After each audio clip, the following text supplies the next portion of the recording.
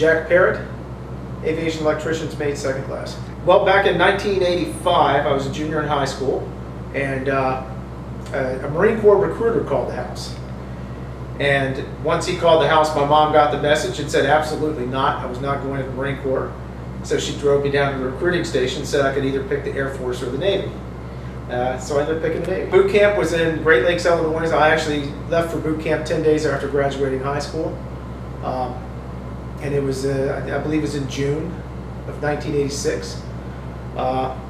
It was hot, humid, but it was kind of like the Washington, D.C. area where I grew up, so I was pretty used to it. Unfortunately, a lot of the kids from the Midwest were not used to the heat and humidity, so they had a little bit more trouble with it. But boot camp was boot camp. It was just an experience you have to get through. It was actually very interesting because as we're flying into Chicago, everybody on the plane, it seemed like, was headed off to boot camp.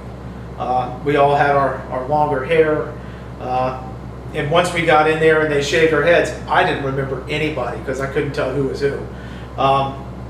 The camaraderie, it was interesting in boot camp. The advice I got when I left for boot camp was, don't volunteer for anything.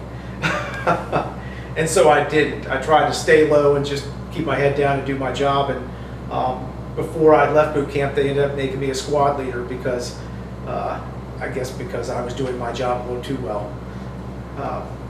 So they put me in charge of my own little squad, and I had to make sure they were doing well too. Which was probably my first experience with any sort of leadership whatsoever. Because in high school I was not a very outgoing person. I was well known, but not somebody who was well known for doing a whole lot of anything special. So getting to boot camp was a different experience. Boot camp was actually boiled down to one thing, and it was pay attention to detail. We didn't have any weapons training when I was in boot camp. The range was shut down, which was a darn shame because I love guns. So yeah, it was really about paying attention to detail and making sure you're taking care of the small things. And that was sort of what the military and the Navy in particular was trying to teach people. They're taking kids straight out of high school who don't know a whole lot of anything, really, and they're trying to get them all in line to really focus on the small things, because the small things matter.